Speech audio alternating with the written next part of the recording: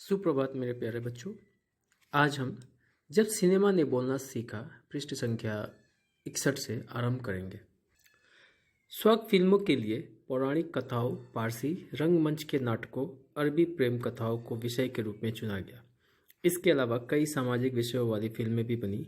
ऐसी ही एक फिल्म थी खुदा की शान।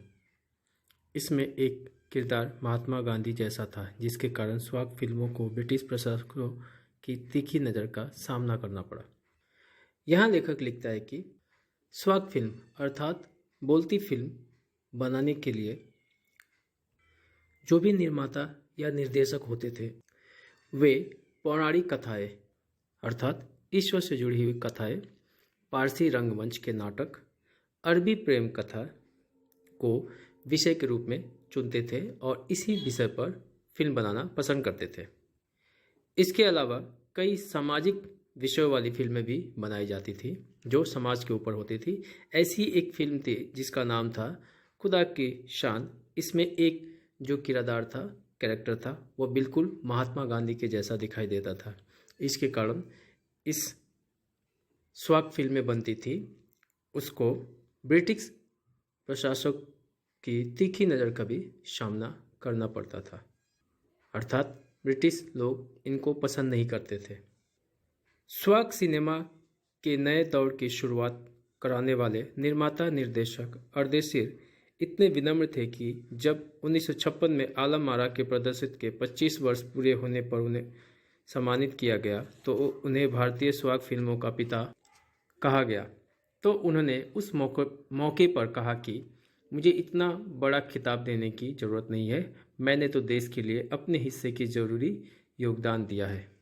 इस अनुच्छेद में लेखक लिखता है कि जब बोलती सिनेमा के नए दौर की शुरुआत हो गई और जब इसकी शुरुआत करने वाले निर्माता मतलब फिल्म बनाने वाले निर्देशक, फिल्म को निर्देश देने वाले डायरेक्टर अर्देशीर इतने विनम्र थे कि जब उनसे 1956 में आलम आरा के प्रदर्शित के 25 वर्ष, जब 25 वर्ष पूरे हो गए आलम आरा फिल्म के बनाए हुए, तो इस फिल्म को बहुत सम्मान दिया गया और इस फिल्म को बनाने के लिए अर्देशीर को भारतीय स्वक फिल्मों का पिता कहा गया। तब उन्होंने इस मौके पर कहा कि मुझे इतनी बड़ी खिताब, इतनी बड़ी उपाधि या उपलब्धि देने की ज़रूरत नहीं है, मैंने तो बस देश के लिए अपने हिस्से का जरूरी योगदान दिया। ये तो मेरा अपने देश के प्रति कर्तव्य था, ये तो मुझे करना ही था। जब पहली बार सिनेमा ने बोलना सीख लिया, सिनेमा में काम करने के लिए पढ़े लिखे अभिनेता अभिनेत्रियों की ज़रूरत भी शुरू हो गई, क्योंकि अब संवाद भी बोलने थे, सिर्फ अभिनय से काम नहीं चलने वाला था। मुख्य फिल्मों के दौर में तो पहलवान जैसे शरीर वाले, स्टंट करने वाले और उछल कूद करने वाले अभिनेताओं से काम चल जाया करता था। अब उन्हें संवाद बोलना था और गायन की प्रतिभा का कद्र भी होने लगी थी। इसलिए आलम आरा के बाद आरंभिक स्वक दौर की फिल्मों में कई गायक अभिनेता बड़े पर्दे पर नज़र आने लगे। हिंदी, उर्दू भाषाओं का महत्व बढ़ा। सिनेमा में देह और तकनीक की भाषा की जगह जन प्रचलित बोलचाल की भाषाओं का दाखिला हुआ। सिनेमा ज़्यादा देसी हुआ। एक तरह नई आज़ादी थी जिससे आगे चलकर हमारे दैनिक और सार्वजनिक जीवन का प्रतिबिंब फिल्मों से बेहतर होकर उभरने लगा। यहाँ लेखक लिखता है कि जब पहली बार सिनेमा ने बोलना सीख लिया, अर्थात बोलती फिल्म जब पहली बार बन गई, तब सिनेमा में काम करने के लिए अब पढ़े लिखे अभिनेता, एक्टर की और अभिनेत्रियों की ज़रूरत महसूस होने लगी या शुरू हो गई थी, क्योंकि अब फिल्मों में संवाद बोलने थे, केवल नाटक करने से, अभिनय करने से काम नहीं चलने वाला था। वही मुख्य फिल्में होती थी जिसमें संवाद नहीं होते थे, उस दौर में पहलवान जैसे शरीर वाले या स्टंट करने वाले, उछल कूद करने वाले अभिनेताओं से भी काम चल जाया करता था, क्योंकि उसमें संवाद बोलने नहीं होते थे। संवाद बोलने के कारण जो गायन की प्रतिभा का भी कद्र होने लगा, अर्थात जो गाते हैं उनका भी अब कद्र होने लगा।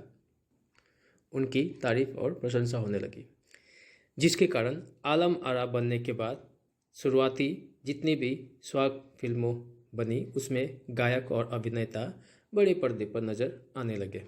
साथ ही साथ हिंदी उर्दू भाषाओं का भी महत्व बढ़ा। सिनेमा में देह और तकनीक की भाषा की जगह जन प्रचलित बोलचाल की भाषाओं का दाखिला हुआ, अर्थात मुख्य फिल्मों में लोग अभिनय करके अपना संदेश देने का प्रयास करते थे, जबकि जो स्वाग फिल्म है उसमें लोग बोलकर अपने अभिनय करते थे। और जब बोलचाल की भाषा आ गई तो सिनेमा और ज़्यादा देसी महसूस होने लगा। इस तरह की एक तरह की नई आज़ादी थी, जिससे आगे चलकर हमारे दैनिक और सार्वजनिक जीवन का प्रतिबिंब मतलब परछाई फिल्मों में बेहतर होकर उभरने लगा। अभिनेताओं अभिनेत्रियों की लोकप्रियता का असर उस दौर के दर्शकों पर भी खूब पड़ रहा था। माधुरी नाम की फिल्म में नायिका सुलोचना की हेयर स्टाइल उस दौर में औरतों में लोकप्रिय थी। औरतें अपनी केश सज्जा उसी तरह कर रही थी। अर्देशीर ईरानी की फिल्मों में भारतीय के अलावा ईरानी कलाकारों ने भी अभिनय किया था। स्वयं आलम आरा भारत के अलावा श्रीलंका, बर्मा और पश्चिम एशिया में पसंद की गई।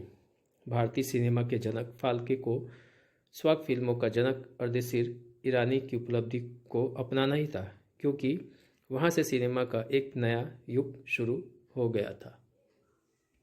यहाँ लेखक लिखता है कि अभिनेता और अभिनेत्रियों की लोकप्रियता का असर उस दौर में, उस जमाने में जो दर्शक थे उन पर भी खूब पड़ रहा था।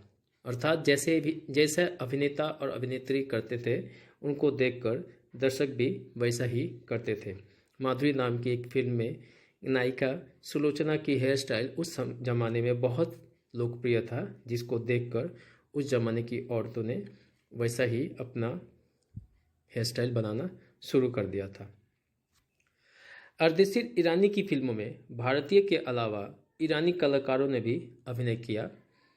खुद जो आलम आरा फिल्म है उसमें भारत के अलावा श्रीलंका, बर्मा और पश्चिम एशिया में पसंद की गई थी। इस फिल्म को सिर्फ भारत में ही नहीं बल्कि अलग अलग देशों में भी पसंद किया गया था। भारतीय सिनेमा के जनक कहे जाने वाले फाल्के को स्वाग सिनेमा के जनक अर्देशीर ईरानी की उपलब्धियों को अपनाना ही था, क्योंकि वहाँ से सिनेमा का एक नया युग शुरू हो गया था। अर्थात जो स्वाग फिल्म बनाना शुरू किया था अर्देशीर ईरानी ने, उसी को अपनाते हुए फाल्के जी आगे बढ़े और भारतीय सिनेमा को बहुत ऊंचाई तक लेकर गए। मेरे प्यारे बच्चों, पाठ का समापन हुआ। धन्यवाद। सबका दिन शुभ हो।